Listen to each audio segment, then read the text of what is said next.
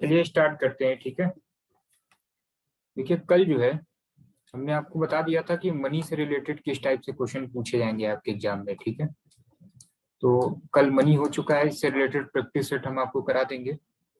और आपको general awareness का टॉपिक मिल गया था ना, 100 टॉपिक मिल गया होगा नियर अराउंड, क्या क्या इंपॉर्टेंट है एग्जाम में। ठीक है, टेलीग्राम पे मिल चुका है ना। Yes sir. ठीक है, तो ये 100 टॉपिक आपको मिल जाएगा। ठीक है, चलिए जिनको नहीं मिला हम प्रोवाइड करा देंगे। ठीक है, तो ये मनी हो चुका है, ये 100 टॉपिक हमने भेज दिया है। और इंग्लिश सेक्शन के लिए इंग्लिश में क्या क्या इंपॉर्टेंट है इसकी भी सीट जो है हम, ठीक है, टेलीग्राम पे प्रोवाइड करा देंगे। ठीक है, तो अभी हम कॉमर्स पे ही आते हैं। तो टोटल 3 सेक्शन थे, हमने आपको कल ही बताया था। हमने कहा था कि कॉमर्स, ठीक है, 100 क्वेश्चन है आपके एग्जाम में। और जनरल अवेयरनेस और जनरल स्टडीज के 25 क्वेश्चन है। ठीक है, और ये क्या बोलते हैं इसको, इंग्लिश सेक्शन से जो है, ठीक है, ये आपके 25 क्वेश्चन। ठीक है, तो इसके जो भी पीडीएफ मटेरियल होंगे ये सारी चीजें आपको मिल जाएंगी। ठीक है, और सारी चीजों के मटेरियल मिलेंगे, तो एक साथ आप सब पढ़ते रहिए। अब कॉमर्स में देखिए कल जो है ये मनी हो चुका था। ठीक है, मनी से किस टाइप से क्वेश्चन पूछे जाते हैं ये रिकॉर्डेड फॉर्म में भी मिल जाएगा आपको। आज स्टार्ट करते हैं डिमांड। डिमांड चैप्टर से आपके एग्जाम में किस तरीके से क्वेश्चन पूछे जाएंगे बीकॉम एंट्रेंस में, इसको देखिए। देखिए डिमांड में तो सबसे पहले आपको ये समझ लेना है कि कौन कौन से ऐसे फैक्टर हैं, ठीक है, जिससे डिमांड इफेक्ट होगा। Factor affecting demand. ठीक है,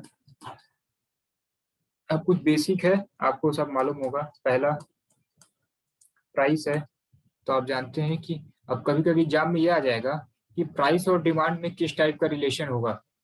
ठीक है, डायरेक्ट रिलेशन है या इनवर्स रिलेशन है, बताइए जरा कमेंट में बताइए। डायरेक्ट रिलेशन है या इनवर्स रिलेशन है।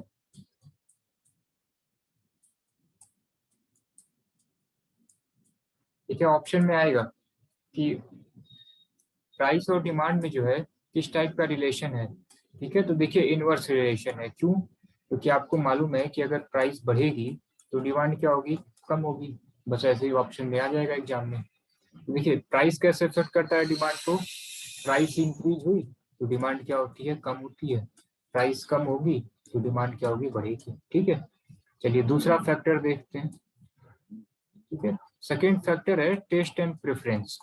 ठीक है, अब देखिए टेस्ट एंड प्रेफरेंस अगर आपका इंक्रीज होगा तो फिर डिमांड क्या होगी। ठीक है, देखिए टेस्ट एंड प्रेफरेंस है, तो जब टेस्ट एंड प्रेफरेंस इंक्रीज होगा तो फिर डिमांड आपकी क्या होगी, इंक्रीज होगी। इसी तरीके से पॉपुलेशन है। ठीक है, पॉपुलेशन भी सिंपल है, ये इंक्रीज होगा तो डिमांड क्या होगी, इंक्रीज होगी। तो फैक्टर अफेक्टिंग डिमांड आपको देख लेना है। अब इसमें जो इम्पोर्टेंट है इसको समझिए कि इनकम कैसे अफेक्ट करता है डिमांड को। ठीक है, तो देखिए आप कह सकते हैं कि अगर इनकम इंक्रीज होगी तो डिमांड इंक्रीज होगी, लेकिन इसका आंसर ऐसे नहीं करना होगा। इसमें हमें दो चीजें समझनी होगी। इसमें क्लासिफाई करना होगा कि इनकम का इफेक्ट जो है, टू टाइप्स ऑफ गुड्स होते हैं। ये हमने आपको वीडियो में भी एक से क्वेश्चन पूछा था, और वो कौन कौन से हैं। एक है सब्स्टिट्यूट गुड, ठीक है, और एक है कॉम्प्लीमेंट्री गुड्स। ठीक है, अब देखिए इससे रिलेटेड क्या एग्जाम में आपके क्वेश्चन में आ सकता है। एक हम आपसे क्वेश्चन पूछ रहे हैं, आप बताइएगा कि इसमें से कॉम्प्लीमेंट्री गुड्स का एग्जाम्पल क्या है। आप सभी लोग जो है चैट बॉक्स में बताइएगा।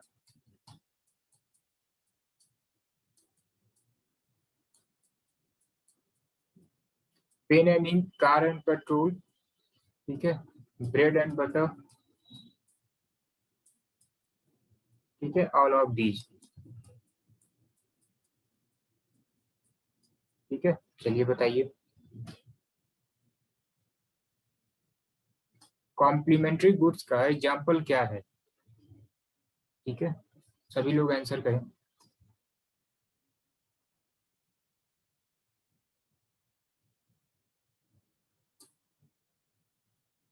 ठीक है, चलिए। तो देखिए सिंपल सा क्वेश्चन है ये।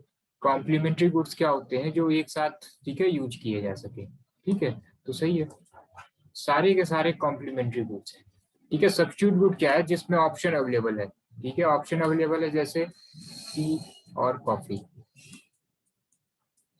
ठीक है, जहाँ कॉम्प्लीमेंट्री गुड्स क्या है जो दोनों एक साथ यूज हो, जैसे कार है आपके पास तो पेट्रोल की जरूरत पड़ेगी ही पड़ेगी। ठीक है, पेन है तो इंक की जरूरत पड़ेगी ही पड़ेगी।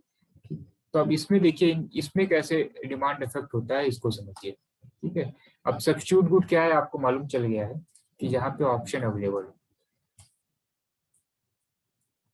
ठीक है, सब्स्टिट्यूट गुड्स क्या है जहाँ पे ऑप्शन अवेलेबल हो, जैसे टी और कॉफी हो गया। ठीक है, अब आप हमको ये बताइए एग्जाम में कैसे क्वेश्चन पूछेगा कि सब्स्टिट्यूट गुड्स की प्राइस बढ़ रही है, मतलब समझिए कि कॉफी की प्राइस बढ़ रही है। ठीक है, कॉफी की प्राइस इंक्रीज हो रही है, तो आप ये बताइए टी के डिमांड पे क्या इफेक्ट पड़ेगा। ठीक है, ऑप्शन हम आपको बता रहे हैं। पहला, टी की डिमांड इंक्रीज करेगी। दूसरा, टी की डिमांड डिक्रीज करेगी। तीसरा, इंक्रीज भी हो सकता है, डिक्रीज भी हो सकता है। ठीक है, और आखिरी, नो इम्पैक्ट, कोई इम्पैक्ट नहीं पड़ेगा। कॉफी की प्राइस इंक्रीज हो रही है। ठीक है, आप बताइए चाय की डिमांड जो है ये बढ़ेगी, कम होगी, कि दोनों होगा, या कोई असर ही नहीं होगा, नो इम्पैक्ट।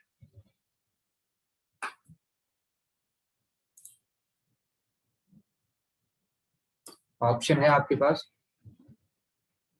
चलिए सभी लोग चैट में बताएं ऑप्शन।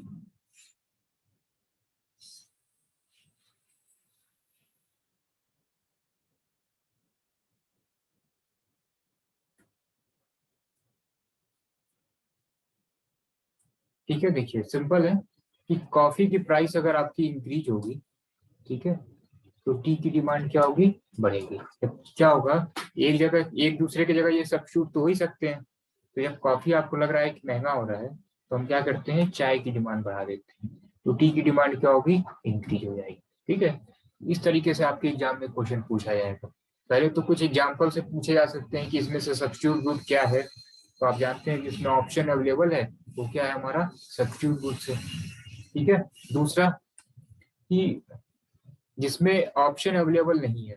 अच्छा, दूसरा क्वेश्चन कैसे पूछा जाएगा, ये वाला, कि अगर एक पर्टिकुलर कमोडिटी की प्राइस बढ़ रही है, ठीक है, कॉफी की प्राइस बढ़ रही है, तो इसका जो सब्स्टिट्यूट गुड है इसकी डिमांड क्या होगी, तो इंक्रीज करेगी। ठीक है, चलिए, जिस तरीके से क्वेश्चन आपके एग्जाम में आ सकता है वो हम सब बता रहे हैं आपको। एक है कॉम्प्लीमेंट्री गुड्स। ठीक है, ये क्या है, अभी आपने एग्जाम्पल देखा था इसका। ठीक है, जो एक साथ यूज हो सके। कार है, पेट्रोल एक साथ यूज होगी। कार है, पेट्रोल नहीं है, कोई मतलब नहीं। पेट्रोल है आपके पास लेकिन कार नहीं है, तभी कोई मतलब नहीं। तो ये सब एक साथ यूज होते हैं। अब आप हमको ये बताइए कि पेट्रोल की प्राइस बढ़ रही है, ठीक है, तो कार की डिमांड क्या होगी। पेट्रोल की प्राइस बढ़ रही है तो कार की डिमांड क्या होगी, फिर वही क्वेश्चन, इंक्रीज होगी, डिक्रीज होगी, कि इंक्रीज और डिक्रीज दोनों हो सकती है, फिर आखिरी नो इम्पैक्ट। बस ये छोटा सा कॉन्सेप्ट है, फिर किसी भी टाइप से आपके एग्जाम में क्वेश्चन पूछा जाए कोई दिक्कत नहीं है। ठीक है, तो देखिए बहुत ही आसान सा क्वेश्चन है ये। कॉम्प्लीमेंट्री गुड्स में क्या होता है, रिवर्स होता है। अगर पेट्रोल की प्राइस बढ़ रही है, ठीक है, तो एकदम ये पेट्रोल कार से ही रिलेटेड है, तो फिर कार की डिमांड भी क्या होने लगती है, कम होने लगती है। और अगर पेट्रोल सस्ता होने लगे तो फिर कार की डिमांड बढ़ने लगती है। ठीक है, ये सिंपल सा टॉपिक है ये। तो यहाँ से भी आपकी चीजें क्लियर हो गई है। ठीक है, सब्स्टिट्यूट गुड और कॉम्प्लीमेंट्री गुड्स आपको क्लियर हो चुका है। ठीक है, चलिए, तो ये प्राइस ऑफ रिलेटेड गुड्स का एक टॉपिक हो गया था। अब इनकम कैसे अफेक्ट करता है, अभी जो हमने टॉपिक लिखा था वो प्राइस ऑफ रिलेटेड गुड्स का था। इनकम कैसे अफेक्ट करता है, ठीक है, इनकम देखिए, इनकम में एक्चुअली दो चीजें हैं। पहला, आप कह सकते हैं कि इनकम अगर आपकी इंक्रीज हो रही है तो डिमांड इंक्रीज होगी, लेकिन एक्चुअली दो टाइप के गुड्स होते हैं। ठीक है, एक होता है नॉर्मल गुड्स, ठीक है, और एक होता है इंफीरियर गुड्स। ठीक है। अब देखिए नॉर्मल गुड्स का क्या मतलब है कि जो ठीक ठाक गुड्स हैं, ठीक है, अच्छी क्वालिटी के जो गुड्स हैं, हाई क्वालिटी के भी नहीं, ठीक है। तीन तरह के हैं, एक नॉर्मल है, एक इंफीरियर है, एक सुपीरियर है, ठीक है। तो किसी भी कमोडिटी का अगर जो मिडिल प्राइस है, जो मिडिल क्वालिटी की जो चीजें हैं वही नॉर्मल गुड्स है, ठीक है। जैसे राइस है, तो राइस एक्चुअली 20 रुपीज के जी का भी है, 40 रुपीज के जी का भी है और 100 रुपीज के जी का भी है। तो आप लोगों के घर जो भी बनता है वो सब 40 रुपीज वाला बनता है, ठीक है। तो ये सब नॉर्मल गुड्स हैं। ये 100 वाला कभी कभी स्पेशल टाइम में बन जाता है, ठीक है, लेकिन ये 20 वाला तो नहीं बनता, ठीक है। और ये नॉर्मल है तो ये नॉर्मल गुड्स यूज करते हैं।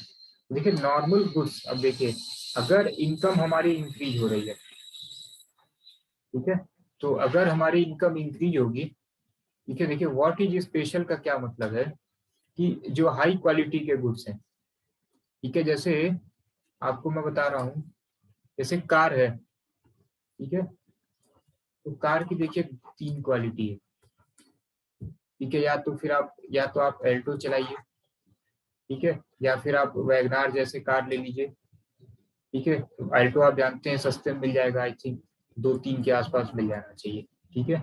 या फिर टाटा नैनो ले लीजिए आप, वैगनार आप ले लीजिए 6 लाख रुपए, ठीक है, या 6 to 8 लाख रुपीज। और लग्जरियस क्या हो जाएगा, ऑडी आप ले लीजिए, ठीक है। तो ये जो चीजें हैं ये स्पेशल क्वालिटी चीज हो जाएगी, ठीक है। और एक चीज और, ये 20, ये प्राइस की बात हम कर रहे हैं,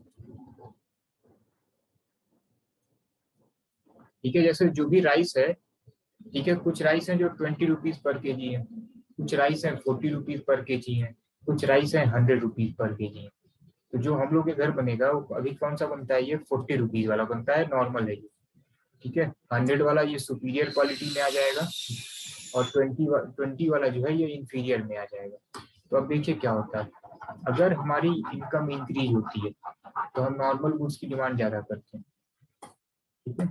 इनकम अगर इंक्रीज होगी तो नॉर्मल गुड्स की डिमांड ज्यादा होगी, इनकम अगर कम होगी तो नॉर्मल गुड्स की डिमांड कम होगी। अब इंफीरियर का क्या मतलब होता है, लो क्वालिटी प्रोडक्ट, ठीक है, लो क्वालिटी प्रोडक्ट, ठीक है। तो इंफीरियर गुड्स का क्या मतलब है, लो क्वालिटी के जो प्रोडक्ट होते हैं, ठीक है। जैसे ये हमने बताया आपको कि ये राइस है, इसकी क्वालिटी 20 रुपीज वाली की क्या है, कम है। अब देखिए अब अगर हमारी इनकम बढ़ेगी तो हम इंफीरियर गुड्स की डिमांड क्या करेंगे, कम करेंगे, क्योंकि अब हमारे पास पैसे ज्यादा आ रहे हैं, तो फिर हम लो क्वालिटी का प्रोडक्ट क्यों खरीदें, कम खरीदेंगे। और यही इनकम अगर हमारी कम होगी, ठीक है, तो फिर इंफीरियर गुड्स की डिमांड बढ़ानी पड़ेगी, ठीक है। तो ये कैसे इफेक्ट करता है इनकम, ये आपको देख लेना है कि नॉर्मल गुड्स के केस में इनकम इंक्रीज होगी तो नॉर्मल गुड्स की डिमांड इंक्रीज होगी, और इंफीरियर के केस में क्या है कि अगर इनकम इंक्रीज होगी तो इंफीरियर गुड्स की डिमांड कम होगी, ठीक है। तो देखिए अभी तक आपके एग्जाम में जो है डिमांड से, जो डिमांड चैप्टर है आपका इकोनॉमिक्स में, इससे फैक्टर से रिलेटेड क्वेश्चन आ सकते हैं आपके एग्जाम में, ठीक है। और फैक्टर अभी हमने आपको बता दिया कि प्राइस कैसे अफेक्ट करेगा, taste and preference, population, price of related goods, और इनकम कैसे अफेक्ट करता है, ये हमने आपको फैक्टर बता दिया है, ठीक है। अब नेक्स्ट देखिए क्या है, अब कहाँ से आपके एग्जाम में क्वेश्चन पूछे जा सकते हैं, ठीक है। देखिए नेक्स्ट है लॉ ऑफ डिमांड, ठीक है। आपको मालूम होगा लॉ ऑफ डिमांड, कि लॉ ऑफ डिमांड है क्या, ठीक है। तो आप जानते हैं कि अगर प्राइस इंक्रीज होगी, ठीक है, तो डिमांड क्या होगी, कम होगी। लेकिन इसमें कुछ कंडीशन होते हैं, other thing remaining constant, other thing remaining constant, ठीक है। अदर थिंग क्या है वो अभी हम बताते हैं, ठीक है। जैसे हमने कहा लॉ ऑफ डिमांड क्या है, किसी भी कमोडिटी की प्राइस बढ़ेगी, ठीक है, तो उसकी डिमांड क्या होगी, कम होगी। लेकिन आप ये बताइए कि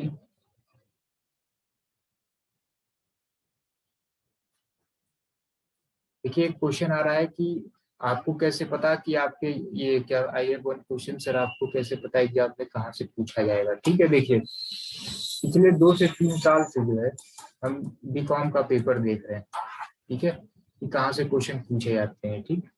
दूसरी बात, एयू का पेपर हो या बीएचयू का पेपर हो, ठीक है, जो भी आपका 11th-12th का जो सिलेबस है, ठीक है, सारी चीजें यहीं से पूछी जानी है। और पूछा कहाँ से जाएगा, जितने भी चैप्टर हैं, जितने भी टॉपिक है, वहीं से पूछा जाएगा। और वहां से जिस टाइप के क्वेश्चन बन सकते हैं वो सब आपको करा रहे हैं। ठीक है, तो हम पिछले 2-3 सालों से पेपर देख रहे हैं और उसी के अकॉर्डिंग आपको करा रहे हैं। ठीक है, तो इसीलिए एक टारगेट है कि आप जो भी मार्केट से बुक खरीद रहे हैं, ठीक है, उसमें तो एमसीक्यू दिया है, ठीक है, लेकिन जितने भी क्वेश्चन पूछे जाते हैं वो सब कॉन्सेप्चुअल पूछे जाते हैं। तो आप कॉन्सेप्ट क्लियर रखिए, सारी चीजें अपने आप क्लियर हो जाएंगी। तो लॉ ऑफ डिमांड क्या था कि प्राइस अगर इंक्रीज होगी तो डिमांड क्या होगी, कम होगी। लेकिन आप हमको ये बताइए कि ये क्या हमेशा सही है। जैसे सपोज कीजिए कि पेट्रोल की प्राइस अभी 102 रुपीज है, ठीक है। अब सपोज कीजिए इसकी प्राइस जो है 1000 रुपीज हो जाए, तो सिंपल सी बात है, डिमांड क्या होगी, कम आएगी, होगी। लेकिन क्या होता है, ये मुकेश अंबानी पे इसका इफेक्ट पड़ेगा। अगर पेट्रोल 100 रुपए से 1000 रुपए हो जाए या 10,000 रुपए हो जाए, तो क्या अंबानी के कंजम्पशन में कमी आएगी, नहीं आएगी। इसका मतलब ये जो लॉ ऑफ डिमांड कहा गया था कि प्राइस बढ़ेगी तो डिमांड कम होगी, ये सही नहीं आ रहा है। इसीलिए कहा जाता है कि अदर थिंग रिमेनिंग कांस्टेंट, ठीक है, तब जाके ये लॉ होल्ड करेगा कि प्राइस बढ़ेगा तो डिमांड क्या होगी, कम होगी। अब वही जो अदर थिंग रिमेनिंग कांस्टेंट है, इसी को कहते हैं एजम्पशन। ठीक है, अब आप जो भी लॉ पढ़ेंगे उसके एजम्पशन होंगे और उसके एक्सेप्शन होंगे। ठीक है, कोई भी लॉ हो तो आपको एक बार एजम्पशन देख लेना और एक बार एक्सेप्शन देख लेना है। ठीक है, तो लॉ ऑफ डिमांड का एजम्पशन क्या है, देखिए बहुत ही सिंपल है कि जो भी आपने फैक्टर पढ़ा था ना, सब उसी से रिलेटेड है कि टेस्ट एंड प्रेफरेंस में कोई चेंजेस नहीं आने चाहिए हमारे में। ठीक है, जो भी कंज्यूमर है उसके इनकम में कोई चेंजेस नहीं आने चाहिए। ठीक है, जो प्राइस है, प्राइस ऑफ रिलेटेड गुड्स, ठीक है, इसके प्राइस में जो है, रिलेटेड गुड्स के प्राइस में कोई चेंजेस नहीं आने चाहिए। और फ्यूचर में, ठीक है, फ्यूचर प्राइस जो है ये भी, इसमें भी कोई इंक्रीज, कोई चेंजेस नहीं आने चाहिए। ये फ्यूचर प्राइस क्यों है, अभी हम इसको समझा रहे हैं। ठीक है, देखिए इसको भी बताते हैं। तो एजम्पशन आपने देख लिया कि अगर ये सारी चीजें चेंजेस नहीं होंगी तभी प्राइस इंक्रीज होगी, तभी डिमांड कम होगी। ठीक है, तभी ये लॉ होल्ड करेगा। ठीक है, अब इसके कुछ अच्छा एक चीज और, लॉ ऑफ डिमांड में आप डायग्राम एक देख लीजिए। आप सपोज कीजिए कि ये प्राइस है और ये क्वांटिटी है। अब देखिए प्राइस क्वांटिटी, प्राइस कंटिन्यू बढ़ रही है, 10, 20, 30, 40, 50। तो आप जानते हैं कि जब ये प्राइस कंटिन्यू बढ़ रही है तो डिमांड क्या होगी, कम होगी। जब 10 का था तो हम 50 यूनिट खरीदते होंगे, 20 का है तो 40, फिर 30, फिर 20, फिर 10। तो आप देख रही है कि ये बढ़ रहा है तो ये कम हो रहा है। इसका मतलब कि लॉ ऑफ डिमांड जो है बता देता है कि प्राइस और क्वांटिटी, प्राइस और डिमांड में क्या होता है, इनवर्स रिलेशन होता है। और अगर इसका डायग्राम देखा जाए तो आप, डायग्राम भी आता है एग्जाम में आपको। ठीक है, तो ये लॉ ऑफ डिमांड ये हमेशा डाउनवर्ड होता है, याद रखिएगा। इसकी कैरेक्टरिस्टिक्स है कि डिमांड कब जो है ये हमेशा डाउनवर्ड होता है। ठीक है, और लेफ्ट टू राइट रहता है, लेफ्ट टू राइट। ठीक है, ये देखिए लेफ्ट से राइट की तरफ जा रहा है, तो ये याद रखिएगा कि डाउनवर्ड होता है हमेशा और ये लेफ्ट टू राइट होता है। ठीक है, एक चीज ये मालूम चल गया। जो आपको इम्पोर्टेंट लगे आप कहीं कॉपी में नोट कर सकते हैं। ठीक है, अब देखिए इसके कुछ एक्सेप्शन है। ठीक है, अब इसके क्या एक्सेप्शन है इसको देखिए। इसका एक्सेप्शन ये है, एग्जाम में आ जाएगा आपके कि इसमें लॉ ऑफ डिमांड का क्या एक्सेप्शन है, 4 ऑप्शन दे दिया जाएगा। अब आप एक बार रीडिंग किए होंगे तो आप कर ले जाएंगे। तो एक है आर्टिकल ऑफ डिस्टिंक्शन, ये इसका एक्सेप्शन है। ठीक है, हम ज्यादा डिटेल नहीं बताएंगे लेकिन तब भी बता देंगे आपको। ठीक है, आर्टिकल ऑफ डिस्टिंक्शन का क्या मतलब है, देखिए जितने भी ज्वेलरी से रिलेटेड गुड्स होते हैं, ठीक है, ज्वेलरी के जितने भी प्रोडक्ट बनते हैं गोल्ड से रिलेटेड, देखिए इनकी अगर प्राइस बढ़ेगी तभी इनकी डिमांड बढ़ती है। अभी इसकी प्राइस मार्केट में बहुत सस्ती हो जाए, ठीक है, तो फिर ये दिखावे की चीज नहीं रह जाएगी। ठीक है, और फिर लोग इस पे ना इसको इस पे इन्वेस्ट करना चाहेंगे ना इसको पहनना चाहेंगे। अभी इस पे, इसके पीछे लोग क्यों जाते हैं कि हाँ ये वैल्यूएबल है ठीक है, इसलिए ये थोड़ा सा एक अलग दिखता है। ठीक है, जैसे मार्केट अभी और भी मेटल है, ठीक है, आयरन भी है, ठीक है, इसके भी ज्वेलरी बन सकते हैं, लेकिन वो फिर अच्छा दिखेगा नहीं। ठीक है, और दूसरी बात कि अभी इसी की प्राइस जो है, मान लेते हैं गोल्ड की प्राइस कम हो जाए अचानक से, किसी को पसंद ही नहीं आए, तो फिर प्राइस बढ़ जाएगी, तो फिर इसकी डिमांड भी कम होने लगेगी। तो ये केवल डिस्टिंक्शन की वजह से ये चीजें लोग खरीदते हैं कि प्राइस इसकी महंगी है। ठीक है, इन्वेस्टमेंट भी लोग इसी में इसीलिए करते हैं कि गोल्ड है, अच्छा रिटर्न देगा, इसकी वैल्यू कभी कम नहीं होगी। तो इस वजह से जब इसकी प्राइस बढ़ती है तभी इसकी डिमांड बढ़ती है। जब ये अचानक से सस्ता हो जाए फिर कोई खरीदना ही नहीं चाहेगा इसको। दूसरा एक्सेप्शन इसका क्या है, इग्नोरेंस। देखिए, होता क्या है कि हमें कई सारी कम्युनिटी जो है, जैसे सपोज कि हम किसी शॉप पे जा रहे हैं, हम पल्स खरीदने जा रहे हैं, ठीक है, हमने दाल खरीदने जा रहे हैं, उसने कहा कि दो तरह का है, एक 100 का है और एक 102 रुपीज का है। ठीक है, जैसे हम जब खरीदने जाएंगे तो कहेगा कौन सी वाले दें, एक 100 का है, एक 102 का है, तो हम सोचेंगे कि 2 रुपए का ही डिफरेंस है, और ये 102 रुपए का है, तो हो सकता है कि प्राइस ज्यादा है, इसका मतलब इसकी क्वालिटी क्या होगी, अच्छी होगी। तो देखिए, ये इग्नोरेंस है। हम समझ रहे हैं कि प्राइस अगर ज्यादा है, ठीक है, तो इस तभी अच्छा होगा, तो इसकी हम डिमांड बढ़ा दे रहे हैं। ठीक है, ऐसा होता है बहुत सारे लोगों के साथ कि दो तीन प्राइसेस हैं किसी चीज की। ठीक है, देखते हैं कि यहाँ प्राइस महंगी है, वो सोचते हैं कि इसकी क्वालिटी अच्छी होगी, तो उसको क्या करते हैं, वो ज्यादा खरीद लेते हैं। तो ये इग्नोरेंस फैक्टर भी। ठीक है, ऐसा कई सारे लोग साथ होता है। एक तो ये इग्नोरेंस है, आपके साथ भी हुआ होगा। ठीक है, तो ये इग्नोरेंस है। थर्ड क्या है, देखिए, थर्ड है कि expectation regarding future price, regarding future price. ठीक है, देखिए, अब ये कैसे है इसको समझिए। देखिए, आपको मालूम है लॉ ऑफ डिमांड क्या है, प्राइस बढ़ेगी तो डिमांड क्या होगी, कम होगी। अब एक्सेप्शन है, इसका मतलब इसका रिवर्स हम बताना चाहते हैं कि प्राइस बढ़ेगी तभी डिमांड बढ़ेगी। अब देखिए, सपोज करिए कि इस समय सॉल्ट जो है, ये मान लेते हैं 20 रुपीज पर केजी है। ठीक है, अब इसकी प्राइस जो है 25 है। ठीक है? और आपको मालूम चल जाए कि मान लीजिए कि 20 से 25 है, तो मान लेते हैं कि थोड़ा बहुत डिमांड कम हो रहा है। ठीक है, एक तो ये हो गया। दूसरी चीज कि आपको मालूम चल जाए कि इन फ्यूचर ये सॉल्ट जो है ये 150 रुपीज पर केजी होने वाला है। तो देखिए, इसकी प्राइस बढ़ने के बावजूद, ठीक है, हम इसकी डिमांड बढ़ा रहे हैं। डिमांड इसलिए बढ़ा रहे हैं क्योंकि हम जानते हैं कि फ्यूचर में ये और महंगा होने वाला है, इसलिए हम इसकी डिमांड बढ़ा रहे हैं। ठीक है, हालांकि सॉल्ट जो है तो ये तो काफी नेसेसरी आइटम है। एक चीज और देखिए, जैसे पेट्रोल ही है, मालूम चल जाए कि अभी ये 102 रुपए से 200 रुपए पहुंच जाएगा और एक महीने तक 200 रुपए रहेगा। ठीक है, हमें ये मालूम चल जाए, तो अब 102 से अगर 110 भी हो जाएगा, ठीक है, प्राइस देखिए इंक्रीज हो रही है।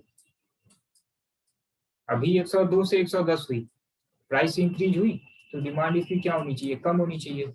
लेकिन हमको पहले से मालूम चल गया है कि अभी इसकी प्राइस और इंक्रीज होने वाली है, 200 रुपये पहुंचने वाली है, तो हम क्या करेंगे, हम इसका स्टॉक कर लेंगे। ठीक है, तो ये है एक्सपेक्टेशन रिगार्डिंग फ्यूचर प्राइस। ठीक है, और याद रखिए कि डिमांड कब हमेशा क्या होता है, डाउनवर्ड स्लोप होता है, लेकिन जो इसका एक्सेप्शन का डायग्राम होगा, ठीक है, लॉ ऑफ डिमांड क्या है, प्राइस बढ़ेगी तो डिमांड कम होगी, लेकिन इसका एक्सेप्शन क्या है कि प्राइस बढ़ेगी तभी डिमांड बढ़ेगी।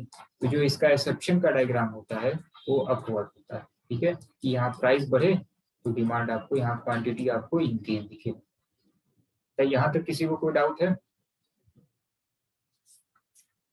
No sir. ठीक है, चलिए, तो अभी तक देखिए हमने आपको ये बता दिया कि फैक्टर अफेक्टिंग से रिलेटेड आपके एग्जाम में क्वेश्चन आते हैं। एक एक बार आपको सारे टॉपिक को टच कर लेना। ठीक है, क्योंकि 12th का एग्जाम हुए मतलब कैंसिल हुए काफी टाइम हो गया। ठीक है। आई थिंक अप्रैल में ही मई में ही आपको मालूम चल गया था कि नहीं होगा। ठीक है, तो इधर 2-3 महीने आप लोगों का छूट चुका है और 11th की भी चीजें थोड़ी सी रिवीजन में छूट चुकी हैं, तो इसको एक बार रिवीजन के लिए जरूरी है ये सारी चीजें देखना। बस आप एक एक बार सारे टॉपिक को आप क्लियर कर लीजिए, क्योंकि देखिए टोटल 150 क्वेश्चन है और एक बार, ठीक है, जो भी कॉमर्स बैकग्राउंड के स्टूडेंट है उसको वो केवल एक बार टच कर दें बस। ठीक है, सारे टॉपिक अगर उन्होंने पहले से पढ़ रखा है तो एक एक बार देख लें कि ये होता क्या है, उसके बाद आप आराम से कर ले जाएंगे। ठीक है, मेन कैंपस आराम से मिल जाएगा।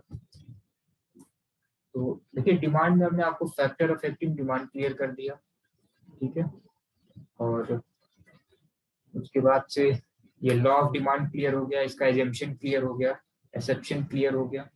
ठीक है, अब देखिए अब हमें जो है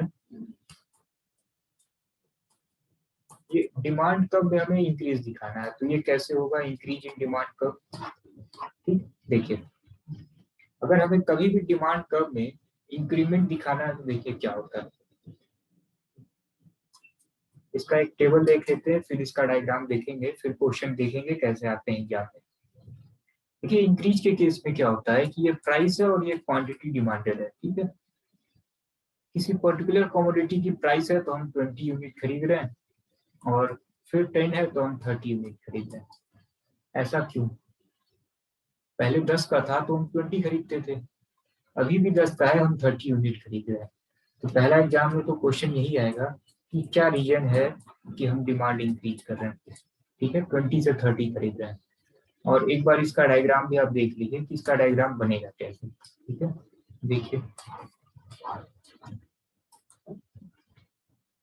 हम यहाँ पे प्राइस लिख लेते हैं, यहाँ पे क्वांटिटी लिख लेते हैं। ठीक है, देखिए प्राइस क्या है, 10 ही है, तो प्राइस को हमने 10 रखा। अब ये क्वांटिटी हो गई। ठीक है, ये क्वांटिटी कितनी है, 20। ठीक है, यहाँ पे 10 ले लेते हैं, यहाँ 20 ले लेते हैं, यहाँ 30 ले लेते हैं। ठीक है, अब देखिए ये 20 हो गया, ये 30 हो गया। अब हम एक डायग्राम यहाँ बना दे रहे हैं, स्केल से हमने नहीं बनाया है। अब आप ये देखिए कि क्या है, पहले 20 यूनिट खरीदते थे, अब 30 यूनिट खरीद रहे हैं। तो ये देखिए डिमांड कब जो है, ठीक है, राइटवर्ड मूव कर रहा है, इंक्रीज हो रहा है ये। ठीक है, और डिक्रीज का क्या होगा, ऐसे रिवर्स हो जाएगा। तो अब हमें ये देखना है कि क्या रीजन है कि डिमांड हमारी इंक्रीज हो रही है। प्राइस वही है, लेकिन क्या रीजन है कि हमारी डिमांड इंक्रीज हो रही है। तो कोई 2 या 3 रीजन आप लोग बता सकते हैं।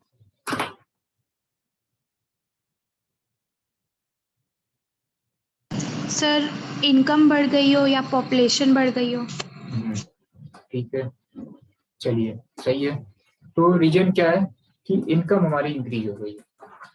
ठीक है, तो इनकम इंक्रीज हो गई तो हम क्या कर रहे हैं, अपनी डिमांड इंक्रीज कर दे रहे हैं। पॉपुलेशन इंक्रीज हो गई है, ठीक है, इस वजह से डिमांड इंक्रीज हो गई है। ठीक है, और क्या हो सकता है, टेस्ट एंड प्रेफरेंस, ठीक है, उस पर्टिकुलर कमोडिटी के फेवर में हो चला गया हो। अचानक से होती है ना, कई सारी चीजें अच्छी लगने लगती हैं, तो फिर अब पर्टिकुलर कमोडिटी के फेवर में हमारा टेस्ट एंड प्रेफरेंस जा रहा है, तो इस वजह से हमारी क्या होती है, डिमांड हमारी क्या होने लगती है, इंक्रीज होने लगती है। ठीक है, नेक्स्ट हमें यह भी मालूम चल जाए कि फ्यूचर में प्राइस बढ़ने वाली है। ठीक है, तो हम क्या करेंगे, हम देख रहे हैं कि अभी 10 का 20, अभी हमारा कंजम्पशन क्या है, 20 यूनिट का ही है। हम जानते हैं कि फ्यूचर में ये और महंगा हो जाएगा, तो हम क्या करेंगे, ज्यादा खरीद के रख देंगे। तो ये सारे रीजन है इंक्रीजिंग डिमांड के, और इसी का ठीक रिवर्स कर देंगे तो पूरा पूरा हो जाएगा डिक्रीजिंग डिमांड। बताइए, सिंपल है। ठीक है, तो देखिए इंक्रीज इन डिमांड का अगर कभी भी डायग्राम आपको बनाना हो तो सिंपल है, इंक्रीज इन डिमांड कैसे होगा। ठीक है, इंक्रीज इन डिमांड हमेशा कैसे होता है, राइटवर्ड मूव करता है। इंक्रीज इन डिमांड जो है हमेशा कैसे मूव करेगा, ठीक है, राइटवर्ड। ठीक है,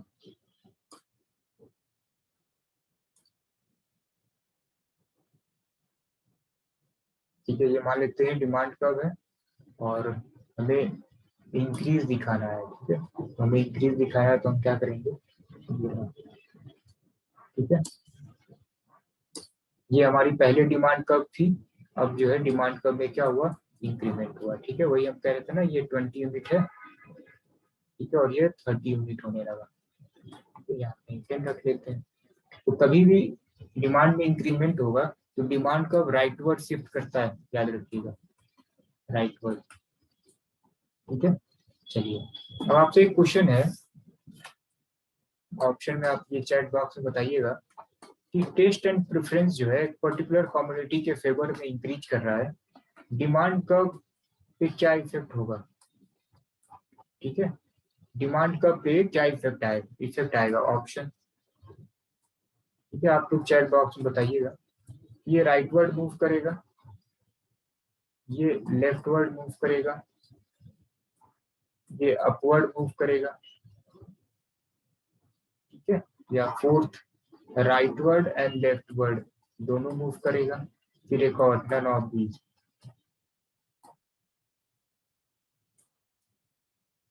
ठीक है, तो देखिए बहुत ही सिंपल है ये, कि कभी भी जो है टेस्ट एंड प्रेफरेंस इंक्रीज कर रहा है। ठीक है, तो देखिए टेस्ट एंड प्रेफरेंस इंक्रीज कर रहा है तो डिमांड क्या होगा, उस कमोडिटी की डिमांड बढ़ेगी, और डिमांड बढ़ेगी तो अभी हमने आपको डायग्राम बना के दिखाया था ना। ठीक है, डिमांड बढ़ रही है, डिमांड बढ़ इंक्रीज कैसे दिखाते हैं, ये राइटवर्ड मूव करता है। ठीक है, आप ऑप्शन 1 पे टिक कर दीजिए, हो गया।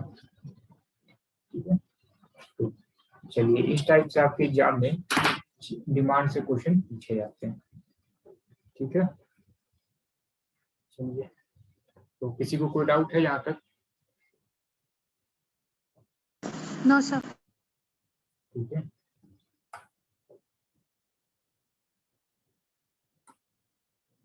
चलिए अभी ये 3 मिनट बाद जो है डिस्कनेक्ट हो जाएगा, लिंक पे फिर से क्लिक करिएगा, फिर ये कनेक्ट हो जाएगा। ठीक है, ये हो गया।